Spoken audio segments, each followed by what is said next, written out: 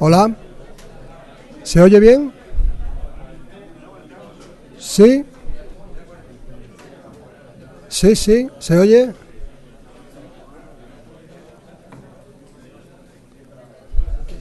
Bueno, yo tengo poca voz incluso con micro, o sea que... Pero vamos a intentar a ver que se me escuche. Bueno, buenos días, mi nombre es Raúl Moreno y soy el coordinador del área de cooperación para el desarrollo del Ayuntamiento de Leganés. Me acompaña Mercedes Conde, que es compañera también en este trabajo, en este área. Es un área que depende de la Delegación de Nuevas Tecnologías y Juventud. Cooperación, unas veces depende de unas áreas, otras veces de otras. No es un área que dentro de los ayuntamientos esté muy consolidada, como puede ser el área de urbanismo, por ejemplo, ¿no? O el área de, qué sé yo, de Hacienda. Entonces, ahora mismo en esta legislatura, estamos dentro de nuevas tecnologías y juventud.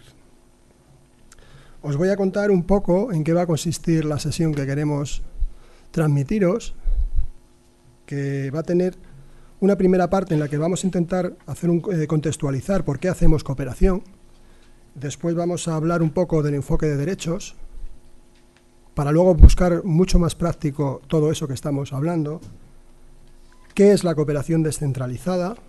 Que es un poco el título de la sesión de hoy, cooperación descentralizada y voluntariado. Y una experiencia propia, los campos de trabajo Made in Leganés, que ni son campos de trabajo ni nada, ya os explicaremos después, que estamos haciendo en diferentes países estos últimos 3 años en el municipio de Macará, en Ecuador, que es una experiencia desde un punto de vista del voluntariado, pero con una visión mucho más profesionalizada. O sea, no buscamos voluntarios, buscamos profesionales con unos perfiles determinados que de forma específica, o sea, vayan a un trabajo determinado como voluntarios, es decir, a gente que vaya a currar desde el voluntariado. Pero vuelvo a decir, no es gente que tenga ganas y quiera ir, sino gente que en un momento dado tiene unos perfiles determinados. Luego entramos en ello y además vamos a poner un vídeo.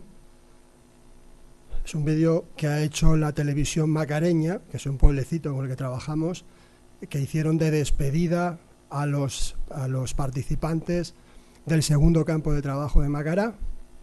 Por lo tanto, bueno, hay que entenderlo como es. No es un vídeo para mostrar cómo trabajamos en los campos de trabajo, aunque sí se ve, pero también se ven más cosas, porque es un vídeo un poco para darles como regalo a los participantes de este segundo año, el año pasado, del campo de trabajo en Macará. Previamente habíamos hecho alguno más, ya os contaremos por qué se llama campo de trabajo, y empezamos con Nicaragua, después hemos hecho en Marruecos, y esta experiencia yo creo que es está un poquito más desarrollada y por eso queremos comentarla con vosotros.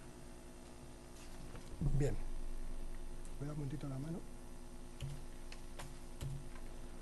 ¿Por qué hacemos cooperación? Es algo que muchas veces nos preguntan, porque las ONGs está muy claro. ¿Por qué hacen cooperación? Bueno, porque para eso están, ¿no? Las ONGs tienen las administraciones, ¿por qué hacen cooperación? ¿Por qué hacemos cooperación? Bueno, en primer lugar, se me ha olvidado una cosita. ¿Cuánta gente de los términos que hemos estado utilizando conocían su existencia? Por ejemplo, el término cooperación descentralizada, ¿cuántos conocéis qué es? ¿Nadie? Del enfoque de derechos en el marco de la cooperación y eso, ¿tampoco sabéis? ¿Sí? ¿Alguno había oído hablar alguna vez? Solamente haber oído hablar. Y los campos de trabajo sí, sabéis lo que son, ¿no? ¿Más o menos? ¿Eso sí os suena? Sí. Nosotros por situarnos, de qué estamos hablando, ¿no? Para situar también el lenguaje.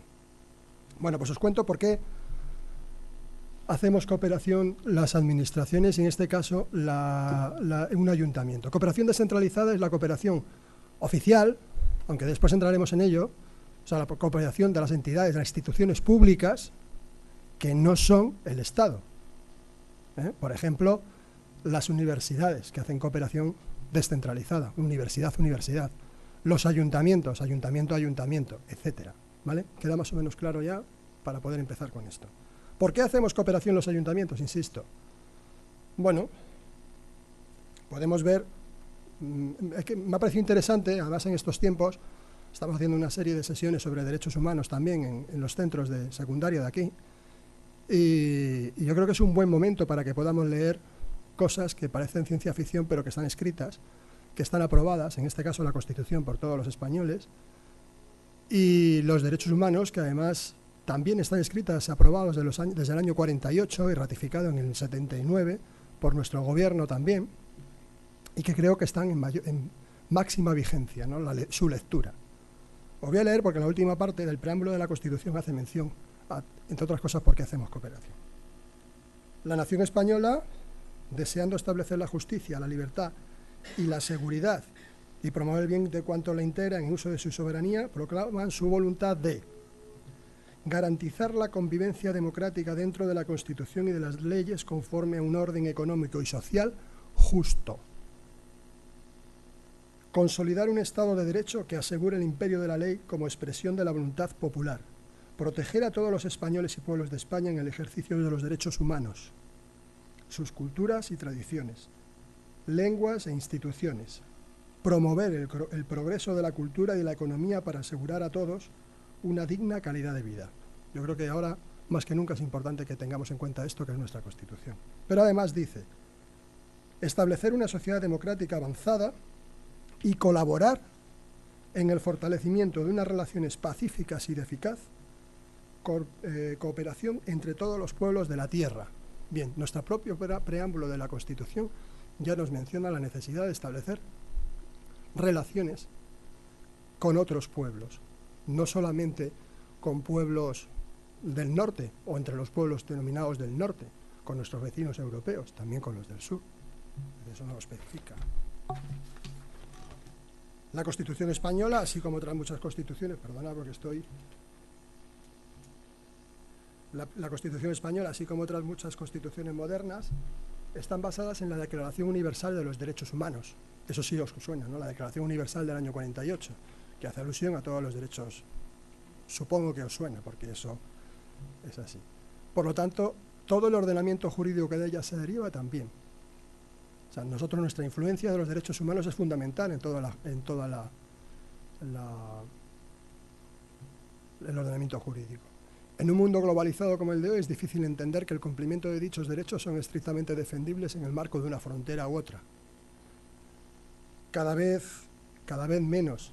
Por ejemplo, nosotros estamos defendiendo los intereses de nuestras empresas en Bolivia, ¿no? Ahora, digo por remitirme a titulares de hace poco. Ecuador está defendiendo los intereses de sus ciudadanos por los desahucios en España y ha denunciado a los tribunales internacionales a nuestro país. Entonces, no todo el mundo tiene relación, quiera o no, con los diferentes países, no solamente desde el punto de vista de la cooperación, ¿no? En esa línea, la cooperación para el desarrollo trabaja en el pro del cumplimiento de los derechos humanos allá donde se vulneren, sea donde sea, no entramos. Pero además nuestras instituciones como titulares de obligaciones, que veo que no vais a saber muy bien qué es eso de titulares de obligaciones, ahora lo explicamos. Además, nuestras instituciones como titulares de obligaciones para el cumplimiento de esos derechos tienen el deber de favorecer dicha cooperación. Los titulares, aunque vamos a entrar después en ello, mejor lo explicamos después. Además, hay un par de artículos que creo que pueden ser interesantes para justificar también por qué hacemos desde las instituciones cooperación, ¿no? El artículo 28 de la Declaración Universal de los Derechos Humanos dice: toda persona tiene derecho a que se establezca un orden social e internacional en el que los derechos y libertades proclamados en esa declaración se hagan plenamente efectivos. Estos derechos humanos ya son del año 48, lo que pasa es que España no los ratificamos hasta el año 79, pero bueno, pero están ahí, ¿no? Y hay un segundo artículo que también tiene relación, que dice que esto es aplicable también a nuestro país, aunque, bueno, tiene relación con la cooperación. Toda persona como miembro de la sociedad tiene derecho a la seguridad social y a obtener, mediante el esfuerzo nacional y la cooperación internacional, habida cuenta de la organización y los recursos de cada Estado, la satisfacción de los derechos económicos, sociales y culturales indispensables a su dignidad y al libre desarrollo de su personalidad. Es decir, cuando un Estado no tiene capacidad para garantizar esos derechos, acude a la cooperación internacional. Nosotros hemos acudido a la cooperación internacional de diferentes maneras. Incluso recientemente hemos acudido a la cooperación internacional dentro del marco de las relaciones europeas, ¿no? Bien. para seguir un poco enfocando esto, ¿por qué hacemos desde los ayuntamientos cooperación para el desarrollo? Y dentro del marco de los derechos humanos, ¿qué es el enfoque basado en los derechos humanos? Dentro del ámbito de la cooperación. ¿Por qué hacemos cooperación desde el punto de vista de los derechos humanos? El enfoque basado en los derechos humanos es un marco conceptual para el proceso de desarrollo humano. No sé si esos conceptos de desarrollo económico y desarrollo humano sí los tenéis más o menos en mente, pero hay una diferencia. Digamos que el desarrollo económico lo que mira es el crecimiento del PIB de un país. Cuanto más crece, más rico, mejor, ¿no? El desarrollo humano, el índice del IDH, el índice de desarrollo humano, contempla otra serie de variables, ¿no? Son, por ejemplo, una vida larga y saludable, una serie de indicadores para promover capacidades humanas, o sea, que todas las personas tengan la capacidad de poder desarrollarse a diferentes niveles, que todos tengamos la posibilidad de estar hoy aquí en la universidad, que todos tengamos la oportunidad de que cuando nacemos no nos quedemos en el camino antes de cumplir un año, como ocurre en gran parte de los países del mundo, que todos tengamos derecho a una vivienda, a una vida digna, ¿no? Y que todos tengamos libertad para poder decidir las cosas, ¿no? Todos los derechos de las libertades. Esas tres áreas son las que conforman un poco cómo medimos que un país tiene un índice de desarrollo humano. Eso sí, más o menos, supongo que os sonará de haberlo estudiado en el instituto. Entonces, la cooperación, pues eso, el proceso de desarrollo humano que desde el punto de vista normativo está basado en las normas internacionales de derechos y desde el punto de vista operacional está orientado a la promoción y la protección de dichos derechos. Su propósito es un poquito rollo, pero me gustaría que lo vayáis siguiendo un poco porque nos va a dar el marco de por qué estamos haciendo estas cosas. No hacemos las cosas porque nos apetezcan, intentamos enmarcarlas en un enfoque de derechos humanos. Su propósito es analizar las desigualdades que se encuentran en el centro de los problemas de desarrollo y corregir las prácticas discriminatorias y el injusto reparto del poder que obstaculizan el progreso en materia de desarrollo. En esas líneas es donde intentamos trabajar todas las administraciones ahora, pero también los ayuntamientos, desde la perspectiva de los derechos humanos, y no solo, yo creo que en el ámbito de la cooperación, yo creo que en todos los ámbitos. La caridad por sí sola no es suficiente. Lo pongo en un ejemplo cuando hablamos de derechos humanos, ¿vale? La gente considera muchas veces la ayuda en las catástrofes, la ayuda alimentaria y todo esto, el referente de la cooperación. Por supuesto que es cooperación, pero al día siguiente vuelven a tener hambre y hay que volver a darles de comer. Entonces, hay que generar situaciones de justicia social que permitan el desarrollo de esas sociedades. Si no, siempre estaríamos dependientes de que nos den de comer o de que nos den cualquier cosa que nos hace falta, ¿no?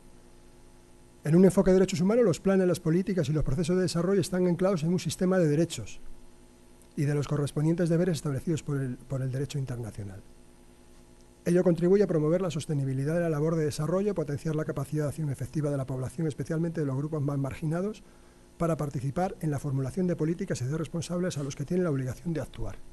Hay unas personas que tienen que actuar y unas personas que son demandantes de derechos. Estos, los titulares de derechos. Vamos a entrar un poco ahora en ello al final y terminamos con esta parte un poquito más farragosa. Aunque no existe una receta universal para el enfoque basado en los derechos humanos, los organismos de las Naciones Unidas han acordado un conjunto de atributos fundamentales. Es decir, cuando se formulan políticas y programas de desarrollo, el objetivo debe ser la realización de los derechos humanos. Los 30 derechos que tiene la Declaración Universal.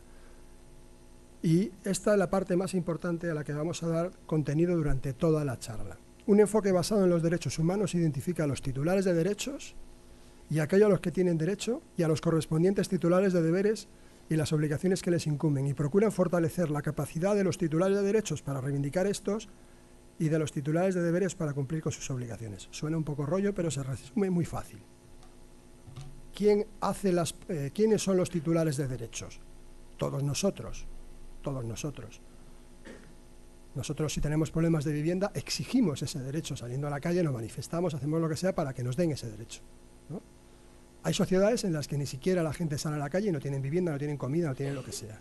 Porque esos titulares de derechos todavía no son conscientes de que ese derecho les asiste. ¿Quiénes son los titulares de obligaciones? Pues todos los que tienen que garantizar que esos derechos se cumplan. ¿Por qué en los gobiernos hay planes de empleo? ¿Por qué en los gobiernos hay planes de vivienda? ¿Por qué hay planes sanitarios y políticas sanitarias para favorecer la sanidad? Porque hay unos derechos que nos asisten, ¿no? Bien, pues en muchos países, sobre todo en aquellos que trabajamos, tanto unos a la hora de reivindicar sus derechos como otros a la hora de prestarlos, no están en funcionamiento. Entonces, ¿cuál es la labor que tenemos que hacer desde la cooperación? Desde un enfoque de derechos. Capacitar, fortalecer, apoyar a esos titulares de obligaciones, es decir, a las instituciones. Si nos remitimos a lo que venimos a hablar, que es de cooperación descentralizada, estamos hablando de los ayuntamientos. Fortalecer las capacidades de los ayuntamientos para garantizar los servicios que tienen que prestar para el cumplimiento de esos derechos. Por eso hay políticas sociales, por eso hay políticas de vivienda, por eso hay políticas de educación por parte de esas administraciones. Y nuestro papel como contraparte de esos ayuntamientos es fortalecer eso. Pero por otro lado también tenemos que trabajar en la participación ciudadana para que la gente se involucre y demande esas políticas, ¿no? No sé si me seguís, si me explico bien con esto.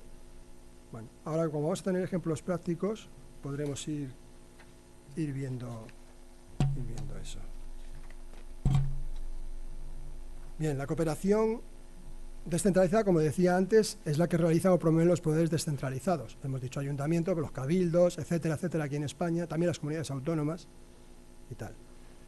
En momentos como los actuales de crisis económica, lo primero que se nos ocurre a todas las administraciones, no solo en esto, estamos padeciéndolo en educación y en otras áreas, no hay dinero y recortes. Bien, el problema que estamos teniendo desde los ayuntamientos es que la mayor parte de los ayuntamientos, no estáis muy metidos en el tema de la cooperación, pero si alguno está en alguna ONG, se dará cuenta que la mayor parte del trabajo que hacen los ayuntamientos es consiguen un dinero de ese 0,7%, el 0,3, el 0,1, lo que cada uno considere. Sabéis que el 0,7 es pues, un acuerdo firmado en el que todos nos comprometimos a llegar a esa cantidad, que prácticamente casi ningún país lo ha conseguido, lo ha logrado. Pero bueno, dentro de ese presupuesto, dice que vamos a trabajar en cooperación. Y lo que han hecho hasta ahora ha sido coger ese dinero y sacar una convocatoria pública para que las ONGs hicieran su cooperación. ¿Vale? ¿Cuál es el elemento novedoso de la cooperación descentralizada y la cooperación directa? Porque los ayuntamientos desarrollan sus propias políticas de cooperación. Decide los sitios donde va a trabajar, conjuntamente con esas otras contrapartes, establece las prioridades y los proyectos para ponerse a trabajar. Y lo hacen ellos. ¿Qué ha pasado cuando se han acabado los presupuestos en gran parte de las administraciones? Que se ha acabado la cooperación. Si tu labor es repartir dinero y no tienes dinero, ¿qué haces? Pues apaga y vámonos, como ha pasado en gran parte de los ayuntamientos de España. No hay dinero, no se hace cooperación. Bien. En momentos como los actuales de crisis económica, la cooperación no debe parar, entendemos nosotros. Hay que buscar fórmulas imaginativas. O sea, no solamente hay que construir escuelas, hay espacios. Nosotros estamos hermanados con muchos lugares en Latinoamérica, bueno, muchos, unos cuantos, desde los años 80, con Nicaragua, con Bolivia, Papepapa en Bolivia, Somoto en Nicaragua, Macará en Ecuador, Arroyo Naranjo en Cuba. Hay muchos sitios en los que ahora muchos de esos sitios están teniendo un desarrollo económico importante. Es más, ya empieza a ir gente a currar a esos sitios. Ya que nosotros conocemos gente que ha trabajado con nosotros, que se están yendo a trabajar, a emigrar, gente con buena formación, se están yendo a trabajar a esos sitios. Bien, pues yo creo que es un modelo para poder empezar a trabajar. Nosotros lo que planteamos son políticas directamente de ayuntamiento a ayuntamiento, es decir, yo que te puedo aportar, tú que me puedes aportar, y cómo podemos aprender mutuamente de estas relaciones, de una forma paralela, horizontal.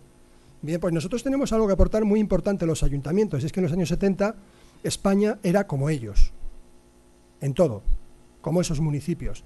Pues no teníamos ninguna política de desarrollo social. No, por ejemplo, no existían las políticas de juventud.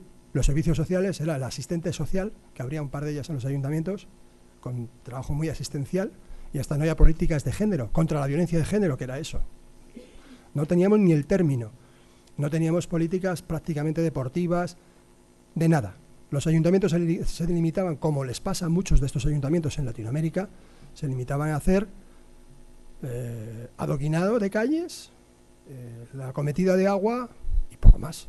Porque no tienen ni policía municipal, muchos de ellos, ¿no? Entonces no tienen apenas competencias. Bien, pues nosotros ahí entonces tenemos un campo muy importante. El Ayuntamiento de Leganés tiene 1.500 trabajadores, tiene ingenieros, arquitectos, etcétera, etcétera, etcétera, etcétera. Pues es una buena forma de que nosotros podamos establecer planes, ¿no? Hemos hecho el plan de residuos sólidos de Macará, por ejemplo, lo hemos hecho en el Ayuntamiento de Leganés, con técnicos de aquí que se han desplazado para trabajar. El coste es realmente bajo, muy bajo de esta cooperación, y el impacto es muy alto, porque tienen un plan que están desarrollando. Ahora nos acaban de pedir el plan de movilidad. Resulta que ahora el gobierno ecuatoriano les exige tener un plan de movilidad antes de mayo. Nos acaban de pedir, por favor, si nos podéis ayudar con algún técnico que sepa de esto. Bien. Eso es una forma de cooperación técnica, ¿no? La cooperación de los técnicos del ayuntamiento a los técnicos del ayuntamiento.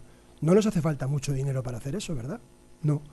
Y el impacto es grande. Pero hay otras fórmulas de cooperación técnica. Ahora después entrará más en profundidad mi compañera y tiene que ver con el vídeo.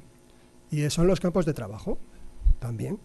¿Qué hacemos con eso? Buscar un equipo, aunque entraremos en detalle más adelante, buscamos un equipo de profesionales con el conocimiento previo que tenemos de las necesidades que hay en Macará y de acuerdo con ellos, establecemos una petición para que se apunte gente y como anécdota os diré que el viernes nos faltaban 2 psicólogos, hemos hecho una convocatoria y tenemos más de 60 personas que han pedido por participar en el proyecto del campo de trabajo en Macará. Más de 60 psicólogos para 2 plazas que ahora nos van a volver locos a hacer la selección, ¿no? En el campo de los trabajadores sociales igual, educadores sociales, informáticos, llevamos ingenieros de ciencias ambientales, documentalistas, llevamos diferentes personas para diferentes proyectos que van a trabajar allí, aunque luego entraremos un poco en eso. Bueno, esta cooperación técnica sin duda es lo que a nosotros nos permite seguir haciendo cooperación porque dinero no tenemos. Antes construíamos escuelas, hicimos la residencia de estudiantes universitaria de Somoto, en Nicaragua, hemos construido escuelas en La Gaira de La Güera, en el campo de refugiados, hemos hecho muchas cosas que es dentro del capítulo de inversiones que en este país prácticamente ha desaparecido, no solamente en el Ayuntamiento de Leganés, sino en casi todo el país. Las inversiones, no solamente en cooperación, sino las propias, prácticamente están desapareciendo y con ello los puestos de trabajo de toda la gente que trabaja en esas inversiones. Bien, os cuento este ejemplo, que es un ejemplo que pusimos hace poco, en noviembre o así, en la Semana del Medio Ambiente, pero yo creo que puede servir para la base de explicaros por qué hacemos el campo de trabajo, aunque vamos a centrarnos más en el campo de trabajo. ¿Me estoy enrollando mucho? Casi, ¿no? Sí, joder, perdón. Hace casi 6 años se inició a petición de un colectivo de inmigrantes ecuatorianos en Leganés un hermanamiento con ese municipio. En Leganés vivían en esos tiempos más de 2.500 ecuatorianos. No sé los que viven ahora, porque hay cambios de flujo de población importantes entre la gente que se está yendo fuera. De hecho, de Leganés tenemos, de los participantes de los campos de trabajo, tenemos ahora mismo gente en diversos países de Europa y de Latinoamérica trabajando. Gente que han sido participantes de los campos de trabajo en los últimos años. Y ecuatorianos, pues también hay mucha gente que se ha vuelto, ¿no? Muchos de ellos de la misma zona, el cantón de Macará. Teniendo en cuenta que esos vecinos estaban trabajando en el desarrollo de nuestro municipio, eran los que hacían las zanjas, los que te curraban con todo el calor, los que trabajaban cuidando a nuestros niños, los que hacían todos esos trabajos que entonces eran trabajos bastante desagradables, poco remunerados y que la población española no, bueno, pues buscaba mano de obra extranjera para poder llevarlos a cabo. Pues esos muchos eran ecuatorianos. Teniendo en cuenta que esos vecinos estaban trabajando en el desarrollo de nuestro municipio, como decía, se consideró que era de justicia que una parte de esa riqueza, a través del presupuesto dedicado a cooperación, repercutiera en su tierra. Pues es lógico, o sea, si aquí hay 2.500 ecuatorianos y tenemos un presupuesto de cooperación, podemos hacer algo, no para que la gente vuelva a su tierra, que ahora ha vuelto, pero no precisamente por lo que nosotros hemos hecho, sino por la situación de la crisis, ¿no? Simplemente por una cuestión de justicia. Y porque son vecinos que aportan y pagan sus impuestos también aquí en Leganés. Entonces, creo que el ejemplo que os contaremos a continuación es suficientemente gráfico para ver de qué hablamos cuando mencionamos la cooperación descentralizada, ¿vale? Vecinos de Leganés solicitan hacer un hermanamiento. Nosotros decimos, vale, ok, nos vamos para allá, hacemos un diagnóstico y nos ponemos de acuerdo en qué podemos desarrollar. Ellos participan como ciudadanos, nosotros participamos con la administración de allí. A través de los campos de trabajo se va involucrando gente de Leganés para las relaciones con Macará y hacemos lo que se denomina un hermanamiento de cooperación. que es una herramienta en el marco de la cooperación descentralizada muy importante, que no es el típico hermanamiento que dos alcaldes van, sellan en un abrazo y en un apretón de manos, lo que sea, y ya está, y hay 3 intercambios de estudiantes, como se hacía antiguamente con Francia, con tal y cual, y ese era un hermanamiento, que existe, pero ese no es un hermanamiento de cooperación, como herramienta de cooperación descentralizada. Nosotros hemos dimensionado ese aparato, esa figura de la cooperación descentralizada, también vinculado con los hermanamientos de cooperación y con la cooperación descentralizada y la cooperación técnica. Una vez firmado el hermanamiento y puestos a trabajar con los técnicos, mostraron su preocupación por el alto índice de discapacidades y malformaciones que padecía la población. Empezaron a aparecer signos de que faltaban cosas en la planificación de la ciudad. Bien, según un estudio de la cooperación cubana, cuadruplicaban las tasas del país. Nos pedían para ese primer año de colaboración equipamientos para el centro de discapacidad que tenían ya montado. Una vez hecho esto y tras un diagnóstico conjunto, nos pusimos a trabajar en las múltiples causas del problema de origen. Macará no disponía hasta hace 2 años de agua potable, aún siguen así en las zonas rurales. Además, una de sus principales fuentes de riqueza son los arrozales. Debido a las condiciones climáticas y de estas plantaciones, la malaria y el dengue eran altas en la zona. Ahora prácticamente está erradicado. Además de esto, para mantener los cultivos durante años, se utilizaron pesticidas que muy probablemente acabaron en el subsuelo macareño y por extensión en los propios macareños a través de los pozos, única fuente de consumo de agua en esos momentos. Pero no era solamente eso. Además, al igual que en otras zonas rurales, el exceso de consumo de alcohol generaba violencia de género en muchas ocasiones, además de un problema añadido por sí solo, el de alcoholismo. La violencia de género en embarazadas, había muchísimas, una tasa altísima, por lo que hemos podido después estudiar en los trabajos posteriores, de violencia de género en embarazadas, que eso también acompañaba a que hubiera un problema serio en este campo, así como algunos casos de relaciones incestuosas. Eso ocurre mucho en las zonas rurales de muchos países, en las zonas profundas. Bueno, no vamos a entrar en eso porque esto es más el chascarrillo. No, es serio, pero no lo vamos a abordar desde aquí. Daba un claro campo de cultivo a las altas tasas de discapacidad. Bien. Pongo este ejemplo porque fue cuando empezamos, pero no tiene nada que ver con lo que hemos seguido haciendo. Bueno, tiene mucho que ver, pero no es el objetivo nuestro, el de atajar la discapacidad. ¿Cuál es el problema? ¿Es este un problema medioambiental? Si hay alguien aquí de ciencias ambientales, yo creo que sí. De hecho, vamos a llamar a una chica que vive en Suecia, que es la que nos acompaña este año a trabajar un tema de aguas, ¿no? Se ha apuntado desde Suecia, por lo tanto, gracias afortunadamente a las conversaciones online, al Skype y demás, nos permite trabajar, porque claro, nosotros trabajamos con todos los técnicos de Macará por Skype, pero ya también con los de España, porque hay gente que se nos ha apuntado de fuera de Madrid y fuera de España, como es el caso de esta chica de ciencias ambientales que se ha apuntado desde Suecia. ¿Existe un problema medioambiental? Por supuesto, pero no solo. Existe un problema de violencia de género, existe un problema de inseguridad debido a las adicciones, existe un problema con los toxicómanos. Bueno, existen 1000 problemas que iban saliendo a medida que íbamos haciendo un pequeño diagnóstico. Y bueno, a partir de ahí, pues decimos, ¿cómo abordamos un problema de esas características? ¿Es un problema? ¿Son varios problemas? ¿Qué tiene que hacer un ayuntamiento para colaborar en esto? 1000 cosas. Sin duda de una forma integral. ¿Cómo se aborda? Sin duda de una forma integral y con un liderazgo claro del municipio. Tiene que ser el municipio el que vaya viendo qué pasa aquí, qué pasa en Leganés, qué problema hay en ciertos barrios, qué problema hay de basuras en no sé qué. Aquí, salvando las distancias, porque nosotros tenemos unos equipamientos y unos servicios, incluso a pesar de la crisis, muy superiores a lo que estamos hablando en estos sitios. Y hay que abordarlo desde ese liderazgo, porque somos los líderes, somos los titulares de obligaciones, somos los ayuntamientos los que tenemos que poner en marcha eso, no, o sea, los de Macará, de allí, ¿no? Y hay que buscar los socios que sean capaces de poner en marcha estas cosas.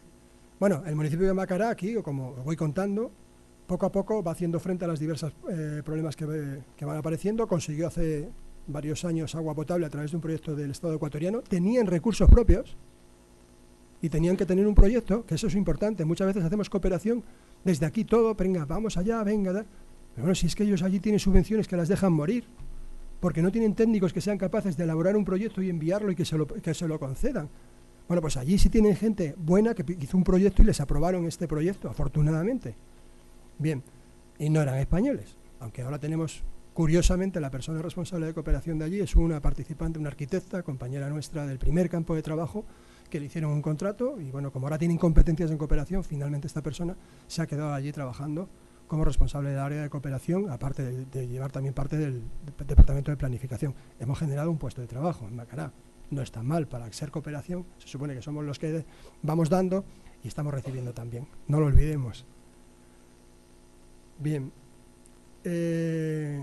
están desarrollando un proyecto para sacar las zonas aledañas del casco urbano, de los arrozales, a través de permuta de terreno. Han puesto en marcha en colaboración con técnicos de medio ambiente de Leganés el plan de gestión de residuos. Han comenzado a través de la cooperación de Leganés un programa, bueno, de la cooperación de Leganés en este caso, han hecho con más gente también, un ambicioso programa de prevención y atención a drogodependientes. Tienen un centro de drogodependientes con el que estamos trabajando directamente. Han puesto en marcha un área de mujer para prevenir la violencia de género, etcétera. Pero a eso entraremos después cuando hable ahora mi compañera, si la dejo tiempo porque estoy hablando un montón. Pero bueno, no, vamos bien. Entrará más en profundidad en eso, ¿no? Además vamos a ver el vídeo que, bueno, más cachondo y seguramente más divertido que verme a mí hablando, ¿no? Pero lo más importante es que ha comenzado a planificar a largo plazo y de manera integral. El ayuntamiento se ha empoderado de los problemas y ha dicho, aquí estoy yo para resolver esto. Y yo voy a intentar buscar los recursos que necesito en Ecuador, o sea, en Loja, que es la provincia, en Ecuador, que es el país, en Latinoamérica, en la Unión Europea, o donde sea, o con las ONGs, me da igual quién sea. Pero lo voy a pilotar yo y yo voy a tirar del carro para resolver todos estos problemas que me van surgiendo. Esto debe ser uno de los objetivos más importantes de la cooperación descentralizada. El fortalecimiento institucional que genere capacidades desde la administración local para abordar problemas. Hay que generar que ayuntamientos como los de allí, pues con o sin recursos, funcionen como los que funcionan aquí, que se preocupan por sus cosas, que tiene a sus técnicos y que desarrolla sus políticas. Y no tiene que estar esperando a que venga alguien de Suecia, de España o de Estados Unidos a poner en marcha un proyecto que dura 2 años, que es lo que dura la financiación, y a partir de ahí se vuelven a su casa. No. Son ellos los que tienen que tirar para adelante. Y ahora les apoyamos Leganés, pero les da igual, cuando tengan todo montado les apoyará después, yo que sé quién. Un municipio francés o inglés o los chinos. Me extraña, pero también podría ser. Es decir, promover capacidades para los titulares de obligaciones. ¿Entendéis ahora lo de titulares de obligaciones? Ellos son los que tienen que garantizar esos derechos humanos de los que tenemos que trabajar,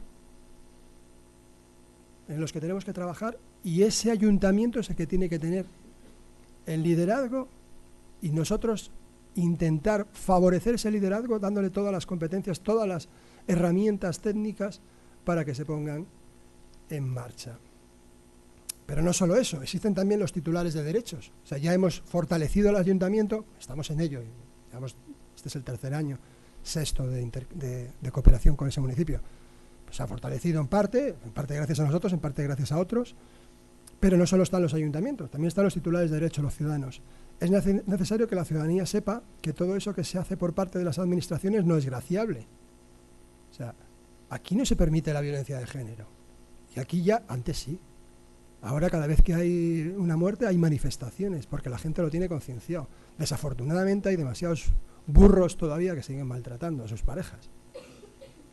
Pero todos nos avergonzamos de esa situación. ¿Por qué? Porque los titulares de derechos ya tenemos claro que es un derecho el de las mujeres contra esa violencia. Bien, hay países en los que todavía, cuando hablo de países, ¿cómo hablar de España? Estamos hablando de países, pero hay países, hay zonas de países, hay pueblos de países, ¿no? Entonces, hay zonas, porque te puedo decir que en Ecuador es así, hay zonas, sobre todo de ciertas zonas rurales, etcétera, en los que están como estábamos nosotros no hace tanto, en los años 70 o así. Entonces, la discriminación, las políticas de discriminación positiva hacia los jóvenes, los mayores, la educación, el empleo, etcétera, tienen que ser reclamados por la propia población. Aquí es que como ya lo tenemos, no nos acordamos, pero los que llevamos un poquito más aquí en este planeta, nos acordamos cuando se empezaron a poner esas políticas. Yo no existía ni los campamentos cuando yo era chaval, ni eso. Ya de ahí ni te cuento. O sea, la posibilidad de que estuviera todo el mundo en la universidad, vamos, eso era para los de ciertos barrios, de ciertas zonas. Y eso no hace tanto, eso fue en los años 70, finales de los 70, cuando empezamos a obtener este Estado de Derecho que nos garantiza muchas cosas de las que ahora nos parecen normales. Bueno, pues en muchos sitios todavía no las son. Entonces, es decir, para que la ciudadanía general, y para eso la cooperación para el desarrollo, desde el enfoque de derechos, debe tenerlo en cuenta y planificarlo en sus acciones. O sea, ¿cómo lo planificamos? Pues promover acciones y fortalecer, tenemos que trabajar con la ciudadanía en general para que digan, es necesario que el ayuntamiento ponga pisos de protección para las mujeres maltratadas. Es necesario que haya políticas dentro del ayuntamiento de tal para que los jóvenes que tienen una situación no sé cómo relacionada con las drogas, pues puedan tener un lugar donde puedan tratar esa adicción. Es necesario, etcétera, etcétera, que fundamentalmente en las políticas sociales no se dan. ¿Cómo hacemos eso? Pues trabajando con las asociaciones, con las entidades, con la gente en general, con el profesorado, con los trabajadores propios del ayuntamiento, etcétera, etcétera. Ese es un poco el esfuerzo. Por un lado, trabajamos en fortalecer las capacidades técnicas, por otro lado, trabajamos en apoyar la necesidad de que esos derechos sean reconocidos por estas personas. Voy un poco... ¿Cómo vamos? Bueno, voy a ser breve en esto para pasar ya directamente al campo de trabajo, que es lo que venimos realmente a enseñaros, ¿no? Bien, ¿por qué apostamos por el modelo de cooperación descentralizada? La cooperación descentralizada nos aporta cambios importantes. Los que no estáis habituados al tema de la cooperación, pues, o no conocéis mucho, pues tampoco va a sonar a mucho porque no conocéis lo anterior. Pero es verdad que, bueno, en primer lugar, el protagonismo de las administraciones locales como líderes del desarrollo del territorio. Algo tan obvio como ocurre aquí en este país, que los ayuntamientos son los que hacen las cosas. Aquí no viene una ONG porque le da la gana y monta un hospital, ahí es, saliendo al lado del Severo Ochoa, dice, no, este es nuestro hospital porque creemos que es necesario. Hombre, aquí si alguien viene a intervenir, sea la Comunidad de Madrid, sea una ONG, sea quien sea, hay acuerdos entre las partes y el ayuntamiento tiene mucho que decir. ¿Por qué eso no lo exigimos en otros ayuntamientos cuando vamos a hacer cooperación? Que imponemos nuestros proyectos, intentamos hacer las cosas en muchos casos, y es autocrítica desde la cooperación, sin hablar con las autoridades y con las personas que están allí. Es que no están en condiciones, coño, pues ponlas en condiciones, darles la formación que necesitan para que tengan esa capacidad, fortaléceles para que tengan ese liderazgo, para que se empoderen del problema. Esa es la primera labor, porque si no, luego tú cuando te vas, se acabó. Mientras que si se queda el ayuntamiento con esas competencias, lo seguirá haciendo. El cambio de la mentalidad del donante en cuanto a la necesidad de más relaciones horizontales, dando el protagonismo final a las administraciones locales del sur y como novedad el aprendizaje y transferencia de conocimientos de acciones del sur al norte o del sur al sur. Es que ellos tienen mucho que enseñarnos a nosotros, pero es que hay ayuntamientos allí que también pueden enseñarse a otros ayuntamientos de allí sin que vayamos nosotros de listos. Es que son obviedades que la gente que no esté sin cooperación lo veis lo más obvio, pero a medida que te vas metiendo en el ámbito de la cooperación te das cuenta que no siempre se cumple. El cambio de un modelo asistencial basado en lo urgente, que eso sí que me preocupa porque también lo estamos padeciendo en momentos de crisis en lugares como España, también en nuestras propias políticas, lo inmediato, ¿no? El cambio de un modelo asistencial, necesitamos esto y no trabajar en las causas del problema, ¿no? A un modelo más orientado a lo importante, entendiendo este como un modelo que procura el fortalecimiento institucional y el diseño de planes de desarrollo, contando con los actores del territorio, con una proyección de relaciones duraderas más allá de la acción concreta. Es necesario que haya una planificación estratégica, pero para todo. Las empresas las tienen, todas, si no, ¿dónde vas? Pues las administraciones con mucho más motivo, y ahí tenemos que colaborar. Una visión del desarrollo que se aleja del endocentrismo. Ya está bien de pensar que nosotros somos los que sabemos, y como decía antes, e imponer modelos que ellos seguramente en muchas cosas nos pueden aportar mucho más. Y sin duda la cooperación descentralizada viene a dar respuesta en el ámbito de la cooperación a los nuevos retos planteados por la globalización, entendiendo que esta no solo está presente en los estados, la internacionalización de los municipios es un hecho y por tanto estos deben también ser proactivos a la hora de desarrollar sus políticas contemplando el nuevo marco de relaciones globalizadas. Ya las relaciones, eso lo decíamos, esta parte de aquí ya lo hablamos en la otra sesión que tuvimos cuando hablamos en medio ambiente, la semana del medio ambiente, pero creo que es importante insistir en ello. Los municipios ya no son como eran, ni las empresas son como eran, ni nosotros somos como éramos. La globalización que antes hablábamos y no sabemos muy bien qué es, ahora es todo, todo. Vuelvo con el ejemplo del inicio. O sea, el gobierno ecuatoriano nos denuncia porque sus ciudadanos que viven aquí se quedan sin vivienda y siguen teniendo una deuda de por vida. Bien, pues actúan y denuncian. Nosotros hemos denunciado también situaciones de derechos humanos, de violación de los derechos humanos en Argentina o en Chile. También eso ocurre, pero eso en cuanto a violación de derechos. Pero en cuanto a empresas, hay muchas empresas de aquí que son de capital extranjero. Hay muchos trabajadores de aquí que son de origen extranjero. Hay muchos... Entonces, la vinculación de Leganés con el mundo es obvia, y eso hay que planificarlo. De Leganés, de Fuenlabrada, de Getafe. Hay que empezar a hacer política también municipal, internacional, medir todas esas variables que inciden desde el punto de vista internacional en el desarrollo de la política municipal. Eso creemos, ¿no? Bueno, si os parece, vemos el vídeo entonces ahora. Vemos el campo del vídeo. Os vuelvo a decir, es un vídeo, dura 12 minutos y es un vídeo que está hecho por parte de la televisión local de allí como agradecimiento a los participantes. Hay que mirar un poco con lupa todo el trabajo que se está haciendo, porque también mire las actividades que se hacían y demás. Por ejemplo, allí los fines de semana les llevaban a algún sitio que vais a ver, hacer algo de el poco turismo que se puede hacer por la zona, porque, bueno, están trabajando, la verdad es que la gente que va allí está trabajando como 12, 14 horas diarias. Los fines de semana el pueblo se muere, como todos los pueblos rurales de la zona, porque incluso los trabajadores del propio ayuntamiento viven fuera de Macará, con lo cual, al final tienen que hacer cosas. Os lo ponemos y entramos después en la segunda parte ya que tiene que ver con esto. ¿Este era?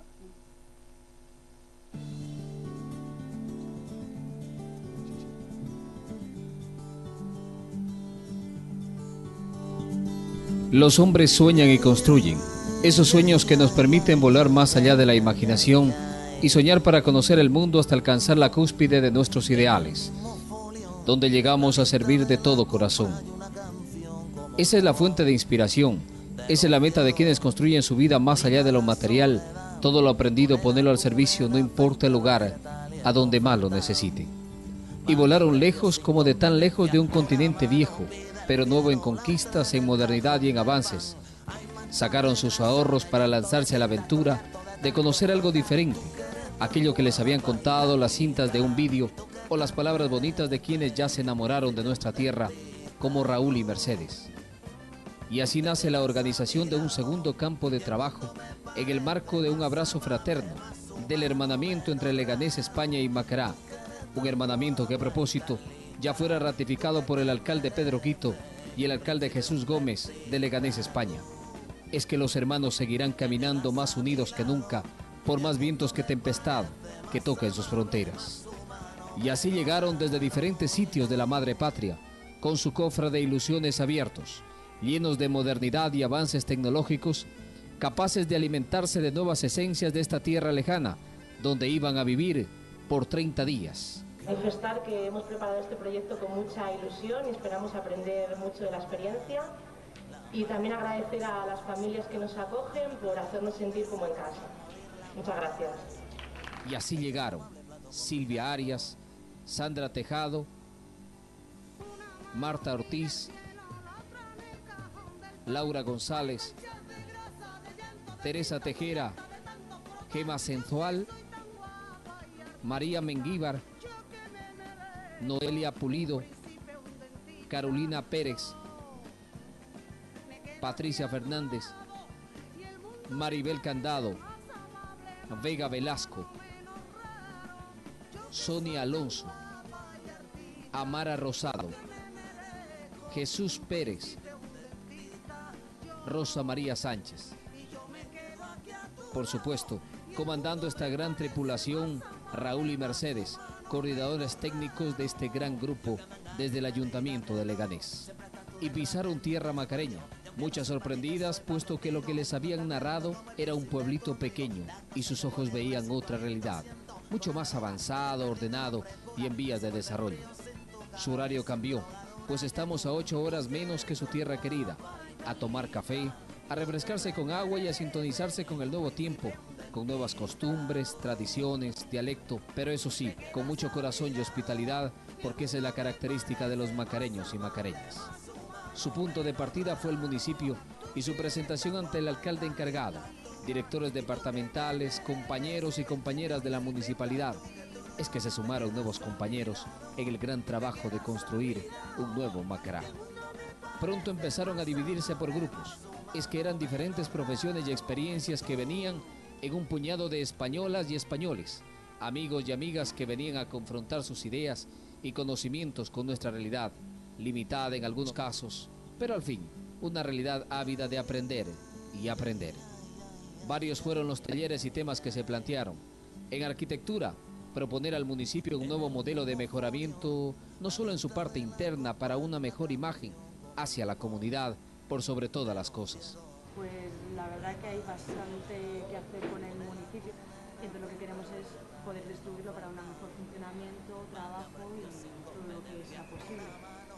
Por supuesto, trayendo como referente el trabajo del año anterior, se dio con mayor fuerza la atención en el área de género, casos de violencia intrafamiliar, sugerencias y experiencias para aprender y compartir. Exclusivamente lo que vamos a tratar aquí es una dinámica de los roles y los estereotipos de género.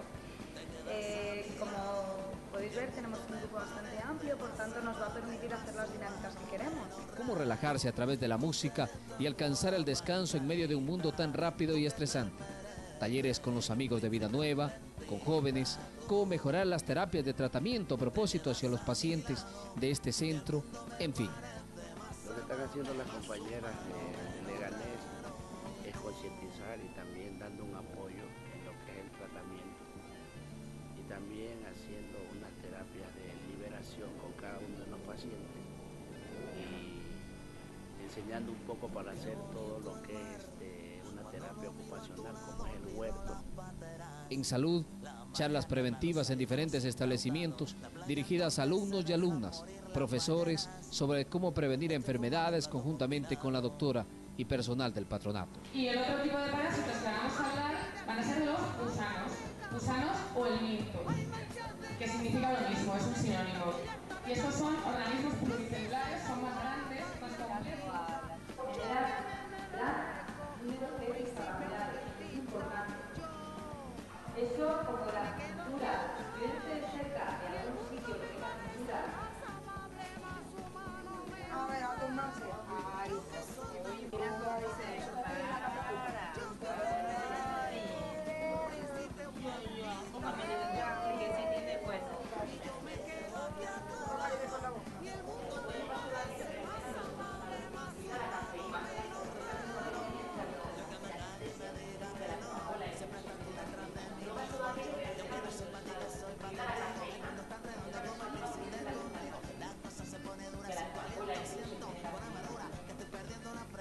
No se dejó de lado la educación. Es así que se trabajó mucho en cómo aprovechar de mejor manera la educación para brindarla con calidad y calidez, la lectura, entre otros temas. Coger al alumno y hablar con él. Se cumplió esta falta y por lo tanto vamos a poner esta sección. O por escrito cuando se sobreentiende que se lo vamos a comunicar a los padres. La sección que vamos a tener hoy se llama Atención a la diversidad, aspectos didácticos y organizativos, y lo que vamos a tratar es aquello que tenemos que cambiar para conseguir una escuela inclusiva. Puede dar muchas alternativas para utilizar en nuestro tiempo de ocio y tiempo libre, sobre todo saludable, productivo o, como ha dicho Meli, barra sana. Frente a una realidad lacerante como es las personas con problemas de discapacidad, se dieron talleres con ellos y ellas en el centro Jorge Sotomayor Castro del Patronato Municipal, y también se trasladaron a dar charlas a la gente, al público en general, para decirles cómo prevenir discapacidades futuras.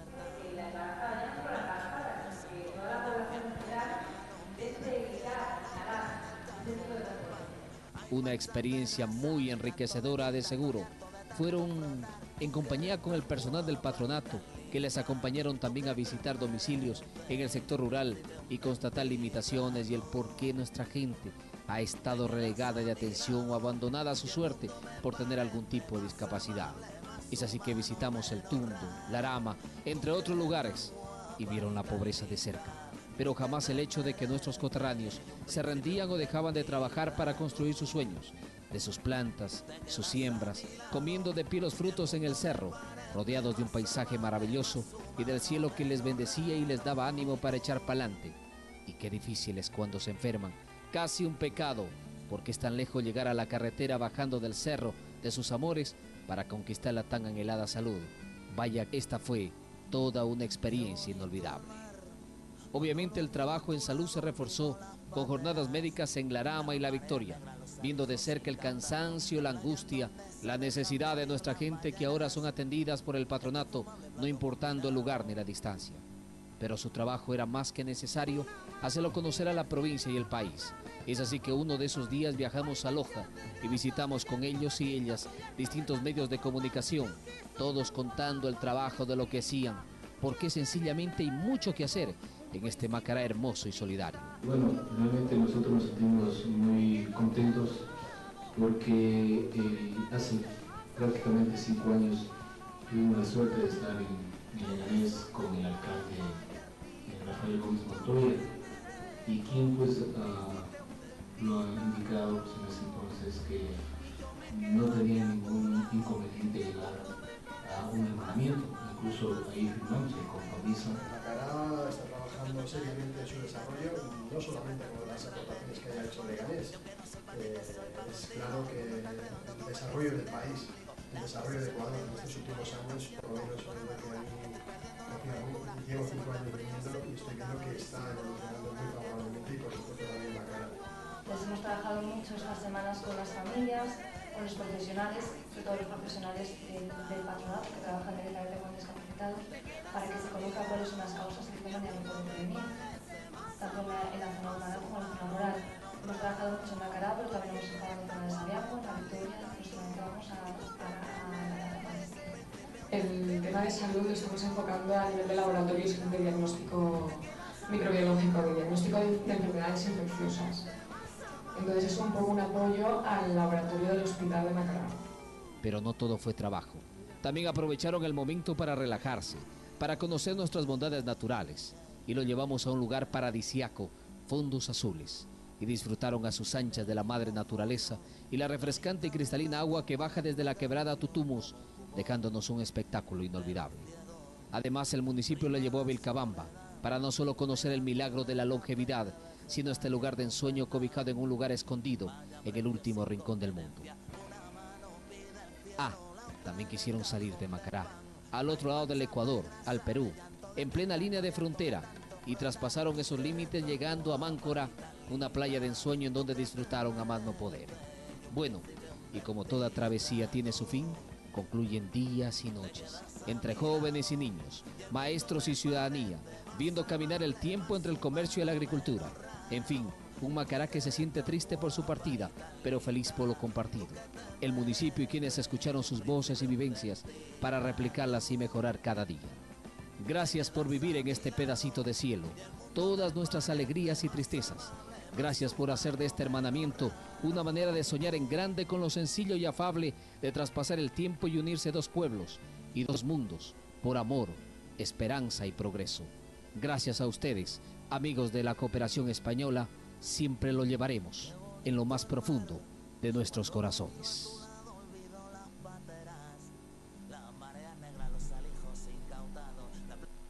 Bueno, no es un vídeo para enseñar las áreas de trabajo, etcétera, es un vídeo que hicieron ellos para agradecer a los participantes de ese año, tal, ¿no? Deciros que, por ejemplo, lo del viaje al Perú es que es cruzando el puente. O sea, cruzando el puente es Perú, está justo en la frontera. Entonces, Macará tiene por el sur el río Macará, y cruzando el río Macará es Perú, con lo cual siempre se hacía eso. Hay que decir que el coste de este tipo de actividades es muy reducido, porque la logística de Macará la paga el Ayuntamiento de Macará, el Cantón de Macará, el municipio, y los viajes se los paga la gente. La gente se paga su billete de avión y coge sus vacaciones, se van para allá y demás. Va increciendo, cada vez hay más gente. Este año debemos andar por las 120 solicitudes para entre 15 y 20 plazas, seguramente iremos a las 20, 22, por los perfiles que nos van mandando. Y bueno, o sea, la gente se sorprende y dice, ¿pero la gente se paga su billete de avión? Sí, la gente se paga su billete de avión, y la verdad que toda la gente viene y con ganas de repetir. Lo que pasa es que intentamos que no repitan, que bueno, pues yo creo que es un proceso que tiene que pasar cada cual, y ya lo han pasado, ¿no? Decir también, como chascarrillo, no se nos dio muy bien lo de la prevención de enfermedades de tal, porque tuvimos 3 fiebres tifoideas O sea que ya le echamos la bronca a la bióloga, que no fue capaz de hacer su trabajo, por lo menos con nosotros, ¿no? Pero bueno, como iban bien vacunados y demás, no tuvieron tampoco gran problema, ¿no? Bien, explico un poco el formato. Es muy sencillo, ¿no? O sea, no es no es turismo solidario. O sea, los días que dedicaron a hacer turismo fueron 1, 2, 3 en un mes. Lo que pasa es que lo sacan y tal. No es una actividad turística para ver qué proyectos hace el Ayuntamiento de Leganés en cooperación, ni cómo trabaja en una ONG, no. Aquí nosotros hacemos una selección, os cuento un poco el proceso. En primer lugar, deciros que no es un campo de trabajo. Se llama el campo de trabajo en Macará. Lo que le digo a toda la gente cuando les hago las entrevistas de selección es: no es un campo de trabajo. ¿Por qué? Porque un campo de trabajo, para los que sí habíais oído hablar de ello, supongo que unos cuantos, normalmente hay una convivencia conjunta y hay una serie de voluntarios que van a aportar pues, su granito de arena a lo que sea. Pues puedes estar cuidando niños en una escuela, puedes estar pintando una escuelita, puedes estar haciendo trabajos de arqueología o trabajos más sofisticados, pero normalmente lo que se prima es el voluntariado más que la profesión. Bien, esto no. Y luego hay una segunda parte importante, la convivencia en el campo de trabajo. Tú convives con tus compañeros del campo de trabajo. Cocinas, preparas, lavas, haces la logística de las compras. Bien, nosotros así hicimos el de Marruecos, que fue el segundo. El primero lo hicimos en Nicaragua, hace ya en los 90. Y a partir de ahí, pues bueno, el campo de trabajo que hicimos después del de Marruecos iba a ser un campo de trabajo, pero como siempre que nace un proyecto te pones a desarrollarlo y sale por donde le da la gana. Bueno, pues el segundo campo, o sea, del primer campo de trabajo de Macará, dormíamos en casas. O sea, la gente es acogida por familias, por lo tanto abarata también el coste. Las familias hacen cargo y donde duermen 2, duermen 3, y donde comen 3, comen 4. Entonces, prácticamente lo único que hacen las personas que van, de vez en cuando, pues les hacen una tortilla de patata o compran algún postre para hacer o lo que sea. Pero eso se encargan las familias y les tienen como si fueran, pues eso, sus hijos. En algunos casos son mayores, bastante mayores que los propios padres, ¿no? Entonces, no es un campo de trabajo, eso es lo primero. Luego, desde el trabajo técnico ya desarrollado y aprovechando el conocimiento de la administración del cantón, ya lo he apagado, pero bueno, está aquí. Se establecen los posibles perfiles del proyecto. ¿Qué nos hace falta? ¿Qué diagnóstico hemos hecho? Hay un problema de violencia de género, hay un problema de alcoholismo. Ese centro, por ejemplo, el centro médico que habéis visto ambulante, es un centro financiado por el Ayuntamiento de Leganés. Está el escudo, ¿no? Es algo que financiamos en la época que había dinero. Y ahora lo que estamos haciendo es trabajar en el fortalecimiento de las personas que trabajan allí. El centro de drogas, que ha salido un señor hablando, Terapia Vida Nueva, eso es un centro que conseguimos fortalecer, que conseguimos gestionar a través del convenio entre una fundación que cedió el terreno y una pequeña obra. Terminar de abrirlo, el ayuntamiento lo reparó y nosotros hemos puesto el equipamiento y estamos formando a sus personas, porque son lo que llaman terapistas vivenciales, es decir, gente exalcohólicos, no tienen experiencia previa, no saben diagnosticar, les faltan psicólogos clínicos, que este año llevamos, etcétera, etcétera, ¿no? Bueno, una vez que ya hemos efectuado los perfiles de trabajo, hay unos perfiles asociados profesionales a los que hacemos la convocatoria. Se efectúa una convocatoria a través fundamentalmente de los colegios profesionales, aunque no solo, pero fundamentalmente es lo que mejor funciona, los colegios profesionales, y se seleccionan a los profesionales en función de su perfil específico profesional y de otras características personales. Tienen que convivir dentro de una familia, tienen que convivir en unas situaciones a veces no tan cómodas como en su casa y tienen que convivir con grupos. Y además tienen que hacer un trabajo específico. No me vale el mejor psicólogo del mundo, sino un psicólogo que va a trabajar en unas condiciones de tal para hacer tal, ¿no? Entonces buscamos ese perfil, que es una parte muy farragosa, tenemos que estar ahí tiempo hasta que conseguimos los perfiles idóneos y que no se nos caigan durante el tiempo, porque lo hacemos en diciembre, enero y el campo de trabajo es en julio. A partir de ahí se establecen los equipos en España, se comienzan los contactos con la gente de los años anteriores para hacer el trasvase de información de lo que se ha hecho y luego se inicia el trabajo con las contrapartes. Esto es importantísimo y se hace a través de Skype. Bueno, pues la persona que trabaja en los temas de drogas, pues con las personas que trabajan en el tema de drogas se hacen videoconferencias, empezamos a planificar, etcétera. Se elabora un proyecto inicial y los cronogramas. Se coordina con las otras áreas en España para que no haya duplicidad y se envía a Ecuador, donde se hace un cronograma definitivo, así siendo muy rápido, porque esto lleva bastante trabajo, y ese es el definitivo, es el que una vez que llegan a Macará el mismo día 30 llegan a Guayaquil, les recogen un autobús. Hay gente que se va 15 días antes, 20 días antes, o se queda un mes después porque aprovecha que se ha pagado el billete de avión para irse a otro continente para recorrer el país. Pero quedamos en un punto un día, se les recoge, vamos a Macará y ese mismo día, muchos que vienen de Madrid sin haber dormido, empezamos el trabajo. Este año empezamos el trabajo, se les recoge el domingo por la noche, 8 horas después estaremos en Macará y empezará la primera reunión con el equipo de directores departamentales para cada uno, pum, pum, pum, pum, y ya hasta el día 30, sin parar. Solo los fines de semana con lo que habéis visto. A grosso modo, eso es un poco la mecánica de esto. Lo bueno, fortalecemos el ayuntamiento, trabajamos con las propias familias, se produce una mayor relación entre el ayuntamiento entre el ayuntamiento y las personas, tanto de aquí como de allí, y sobre todo que podemos seguir haciéndolo a pesar de la crisis económica porque no hay coste. O sea, bueno, sí, el ayuntamiento paga un seguro de viaje, pero que es, no sé, no me acuerdo cuánto es, pero no llegará a 100 euros por persona. ¿Vale? ¿Meli?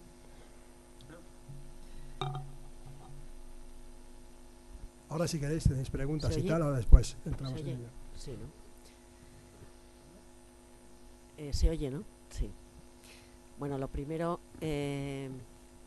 quiero agradecer a los organizadores de estas jornadas, de esta semana, que nos hayan dado la posibilidad de compartir esta experiencia y sobre todo de que podamos luego intercambiar acerca de ella, ¿no?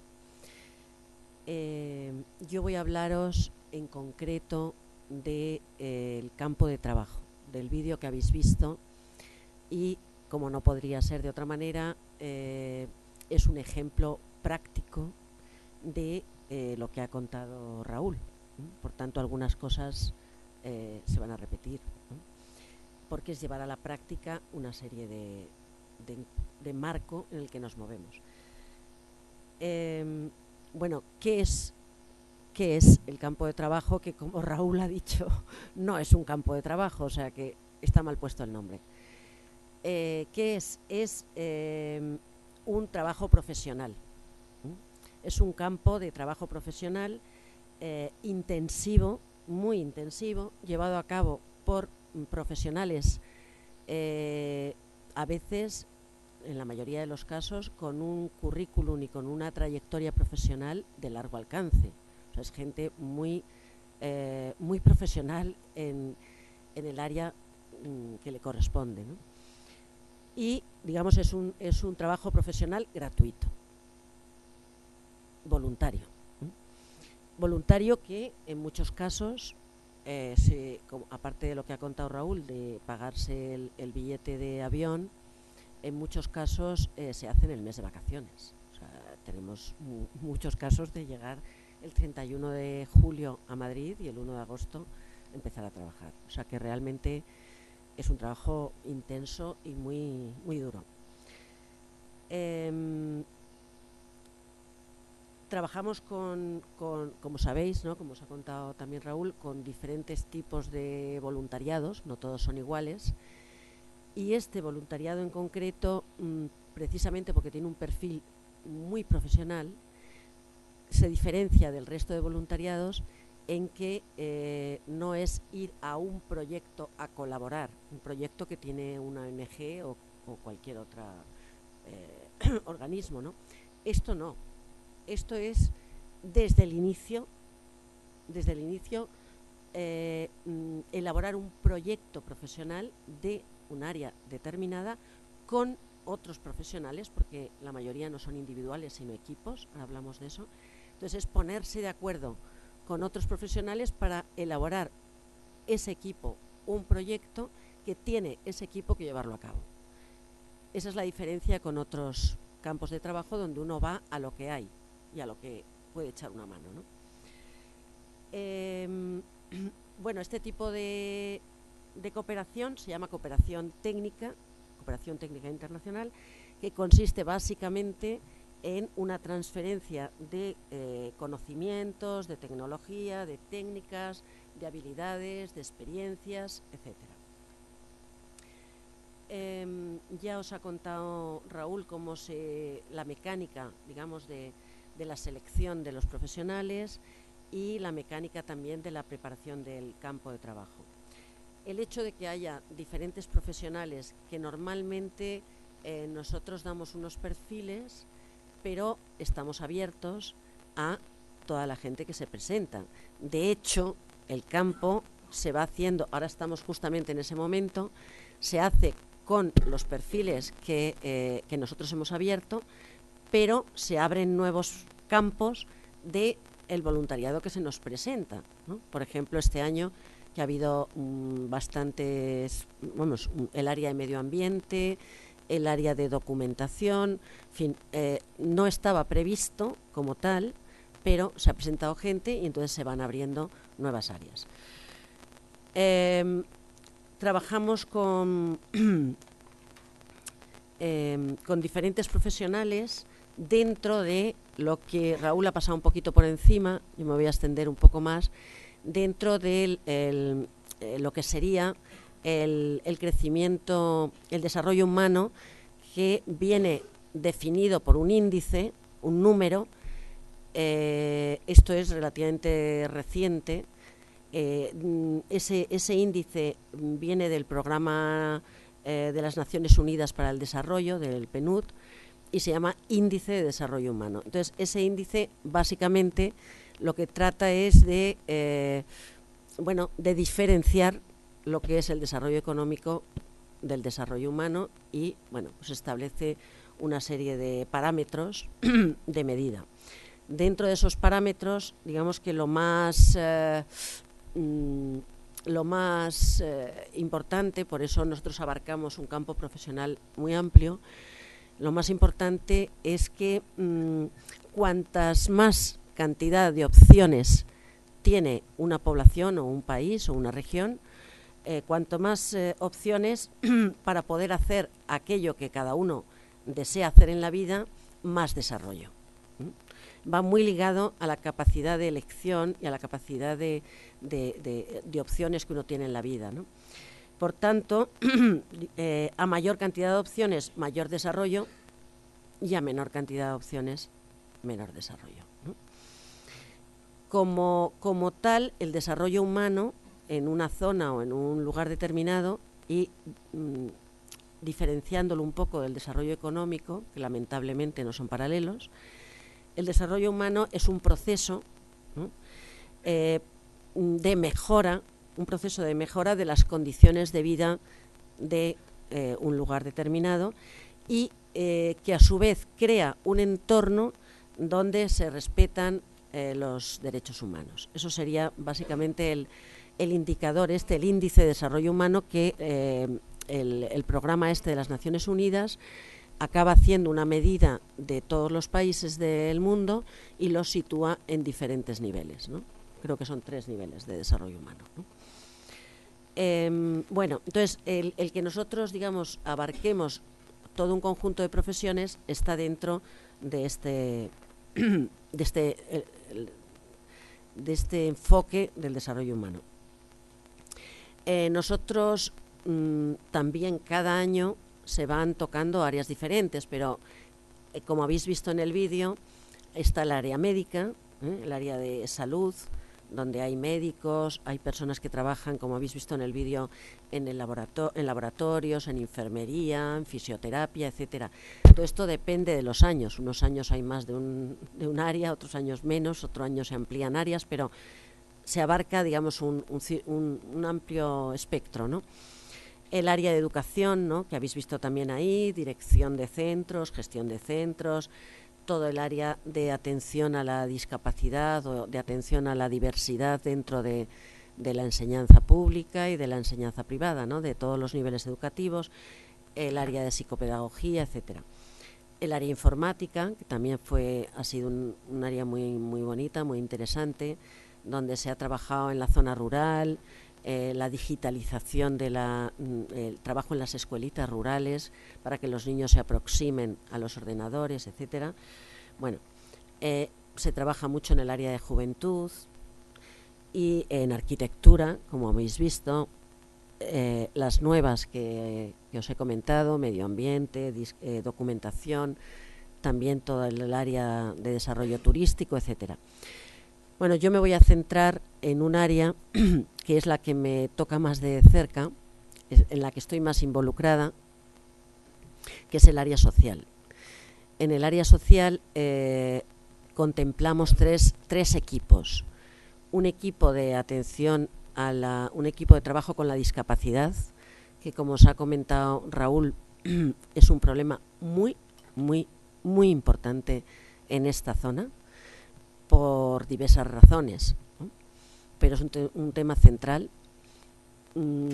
Diversas razones, entre otras cosas porque el municipio de Macará, donde trabajamos, tiene una extensión rural muy importante. Entonces ya lo habéis visto, por ejemplo, en esta excursión que hacen mis compañeras de discapacidad para ver cómo trabajan en la zona rural, que se puede hacer y supone horas de llegar andando, porque ni siquiera en moto ni en nada se puede subir, andando a una montaña para atender a un paciente, que luego hay que bajar andando. O sea, que atender a un paciente puede suponer casi 3 horas, ¿eh?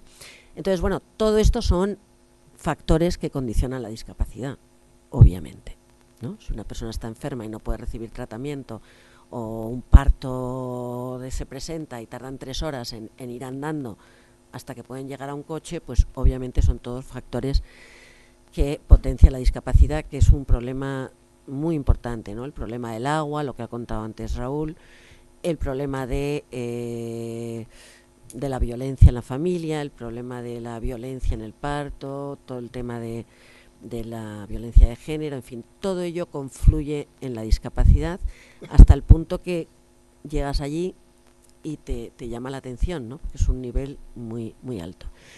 Esa sería un área que trabajamos. El otro área es el área de drogas, que también es un área muy importante allí porque Macará es una ciudad fronteriza.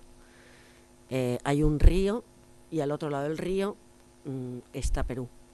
Entonces es una ciudad frontera y se presta a tráfico de drogas, etcétera. Hay mucho problema con el alcohol, hay mucho problema con las drogas por muchas razones. También, entre otras cosas, porque no hay ocio. Y como no hay ocio, desde muy pequeños el único ocio es beber. Ese es el motivo también por el cual hay un área de juventud muy importante. Se trabaja mucho para, conseguir alternativas de ocio, que en definitiva es otra forma indirecta de prevención de drogas. Y el otro área que entra dentro, por decirlo así, del área social, es el área de la mujer, de la igualdad entre hombres y mujeres y de la violencia contra la mujer. Yo vamos a hablar del campo, pero me voy a centrar, por centrarnos en algo y contaros un poco cómo trabajamos, me voy a centrar en el área de la mujer, pero iré nombrando cosas también de drogas o de discapacidad. Bueno, lo primero es que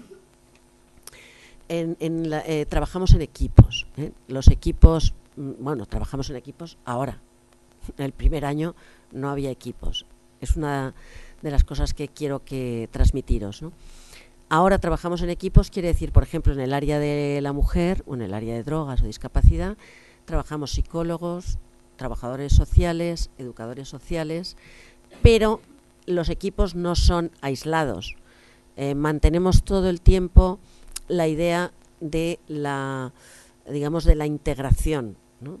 Del desarrollo integral. Es decir, que si nosotros, el equipo de drogas, está trabajando, las arquitectas que fueron el año pasado fueron a hacer un proyecto de cómo mejorar las condiciones ambientales en las que hay un centro allí, que aquí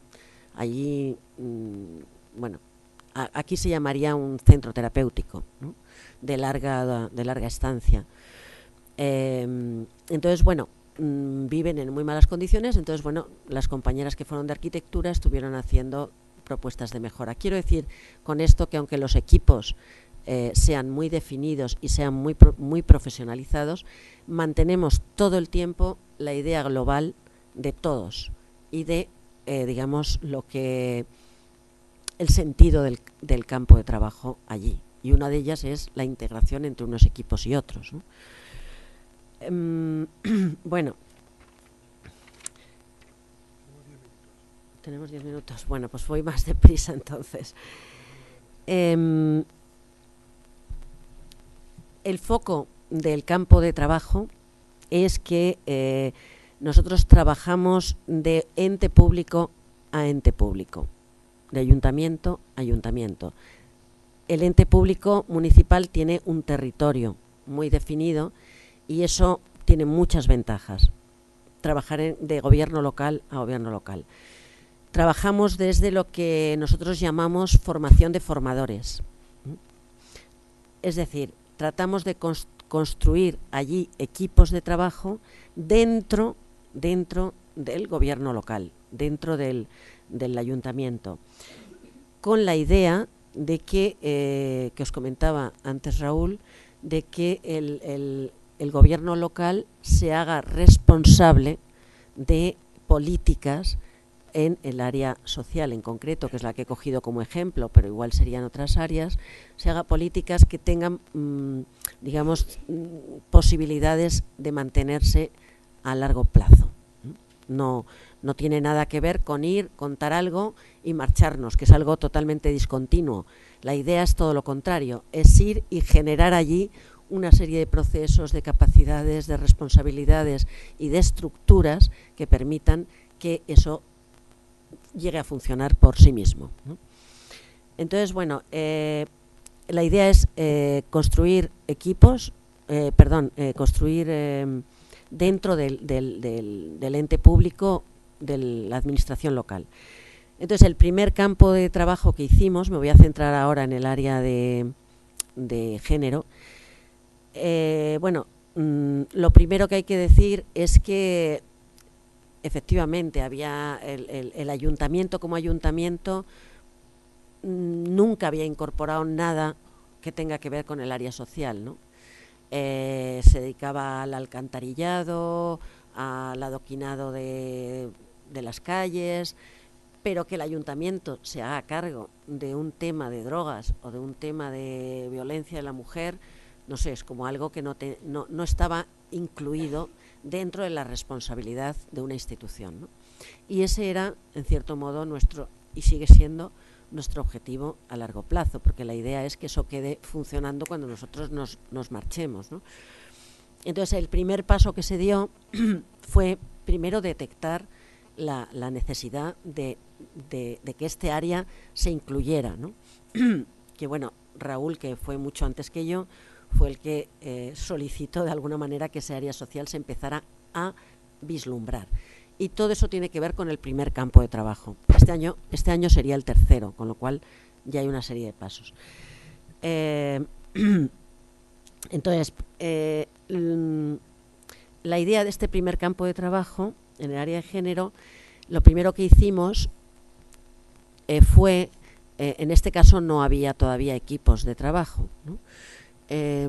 Lo primero que se hizo fue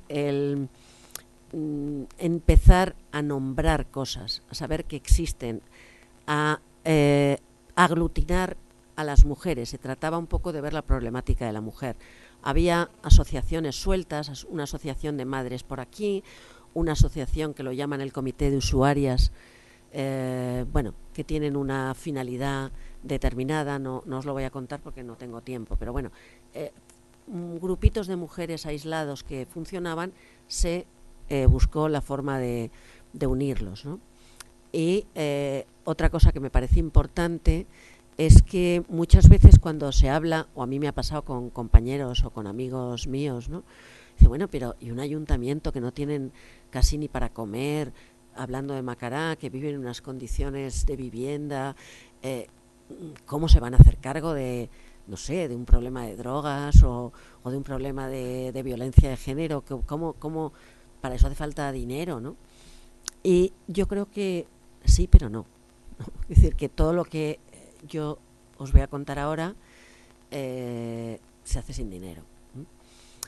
Sin dinero ni de aquí ni de allí, ¿no? Por ejemplo, el hecho, estos grupos de mujeres que en este primer año en concreto fui yo, ¿no? En este área social, después se ha ampliado mucho, afortunadamente. Entonces son pinceladas nada más. Pero este primer año lo que se pudo hacer fue algo tan simple como que estos grupos de mujeres que se reunían de forma algunas veces clandestina, por ejemplo, nadie habla allí de violencia de género porque está normalizado, no existe como tal, es lo normal, ¿no? Entonces determinadas mujeres en sus casas por la noche atienden a algunas víctimas, etcétera, etcétera, pero todo es medio clandestino y se reúnen como pueden. Entonces, ¿qué diferente es que un ayuntamiento, un ente público, les dé simplemente un aula para reunirse? Ahí hay una protección, digamos, de un ente público hacia una problemática que es gratuito, no supone dinero, y sí supone una implicación, un compromiso y una responsabilidad con una problemática X, en este caso la de género. Digo esto porque en general en determinados ambientes o compañeros les extraña que un ayuntamiento que está adoquinando calles porque están llenas de polvo o que no tienen posibilidad de agua potable, parece como a años 1000 que se encarguen de una problemática como la violencia de género, ¿no? Y no, porque hay muchas cosas que se pueden ir haciendo que no implican necesariamente dinero, sino sobre todo conciencia. Conciencia de una problemática y conciencia de una responsabilidad. Entonces, bueno, el primer año se conectaron estos grupitos con el ayuntamiento, se les dio un espacio para reunirse, para poner carteles, para poder convocar. Todo eso es una manera de hacerse cargo de algo. ¿Cuál es la idea? Es que las demandas de cada uno de estos grupitos llegaran al municipio y se pudiera hacer cargo de esas demandas. A ver qué hacemos con ello, ¿no? Bueno, el primer campo de trabajo, trabajamos una serie de cosas con estos grupos en torno a la igualdad de la mujer, ¿no? Por ejemplo, grupos de sensibilización en diferentes colectivos. El primer año fueron muy poquitos, fueron los propios grupos de mujeres. En el segundo campo ya se amplía mucho, por ejemplo, se trabaja cualquiera de las problemáticas, sea la que sea, drogas, discapacidad, género, etcétera, se trabaja en el ámbito educativo, desde educación infantil hasta educación superior, se trabaja con todo el profesorado, con todo, se trabaja de todos los colegios públicos y privados, se trabaja con todo el alumnado. ¿Por qué? Porque ahora llevamos equipos. Entonces podemos hacer todo un trabajo de prevención en drogas, en discapacidad, etcétera, en género, por supuesto. Se trabaja a nivel de sanitario, o sea, de conectar problemáticas, todo el tema de la mujer o de drogas o alcohol con la gente del hospital. Se intenta, todavía todo esto es muy precario porque, entre otras cosas, por ejemplo, los médicos o el hospital no responde por diferentes razones, pero nuestro intento es siempre trabajar por supuesto, con los propios usuarios. Si estamos en drogas, con drogas; si estamos en mujeres con violencia, pues mujeres que han sufrido violencia. O sea, los usuarios, por supuesto, pero además de los usuarios, a nivel educativo, a nivel municipal, muy importante. O sea, si se va a hablar de género y el ayuntamiento tiene que asumir esa problemática como algo que le compete, como decía Raúl, porque es un derecho, y es titular de obligaciones. Como es titular de obligaciones, tiene la obligación de hacerse cargo y tiene otra segunda obligación. Antes decía Raúl que el trabajar desde el contexto de los derechos humanos en cooperación internacional implica que allá donde se vulneren hay que trabajar. Yo creo que hay que ampliarlo más, porque en este caso no es que se vulneran, es que no existe ni la conciencia de que se vulneran, ¿no? Lo que os decía de violencia de género.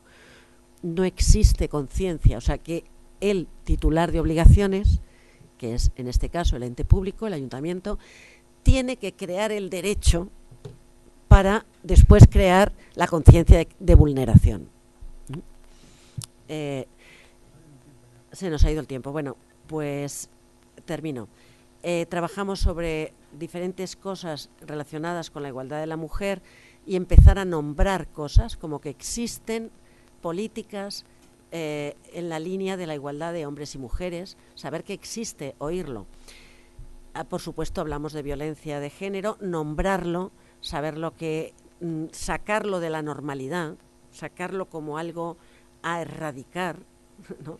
detectar lo que es un maltrato, etcétera. Bueno, hablamos de todo eso y voy muy deprisa. El segundo campo de trabajo consistía fundamentalmente en un paso básico que además salió muy bien. Salió muy bien, no esperábamos que saliera tan bien, que fue el crear dentro de la formación de formadores, generar responsables de área, en el área de género, discapacidad, etcétera, generar responsables de área y que esos responsables de área fueran contratados o fueran amparados o tuvieran una vinculación con el ayuntamiento. Entonces, por ejemplo, en el área de género, después de trabajar, como os he dicho, a diferentes niveles, educación, sanidad, población en general, etcétera, usuarios, después de trabajar en todos esos niveles, se piden voluntarios o gente que le interese, digamos, hacerse responsable de que ese área se empodere, que es como se dice a nivel internacional, pues se traduce directamente del inglés empowerment, en castellano suena un poco rara, ¿no? Empoderamiento, pero bueno, ese área se vaya haciendo más potente. Entonces se piden voluntarios dentro de todos los contextos en los que se ha trabajado y en este caso, en el área de género, salieron 2 personas que trabajaban en el ayuntamiento en diferentes cosas, ¿no? En el área administrativa pero estas 2 personas, lo que se consiguió finalmente es que el alcalde y el equipo de gobierno les libere de la mitad de su tiempo en el área que estaban trabajando y dediquen la mitad de su tiempo laboral a X y la mitad de su tiempo laboral a trabajar sobre el tema de la mujer. Y se hicieron así, se nombran 2 responsables del área de la mujer dentro de la estructura municipal. Y eso es muy importante porque va en la línea de que os comentaba Raúl, de ir generando titular de obligaciones. Si no tengo más tiempo, lo dejamos aquí, cualquier pregunta que surja, pero bueno, hay una diferencia muy importante del primer campo de trabajo al segundo, en este sentido de incluir en la estructura responsabilidades y competencias para que ellos sean, digamos, los que se hacen cargo de un proceso que hay que continuar poniéndolo en marcha. Bueno, ¿alguna pregunta con respecto al campo? ¿Algún interés en algo? Es que vamos, ya son la hora. ¿No? Bien. Pues gracias.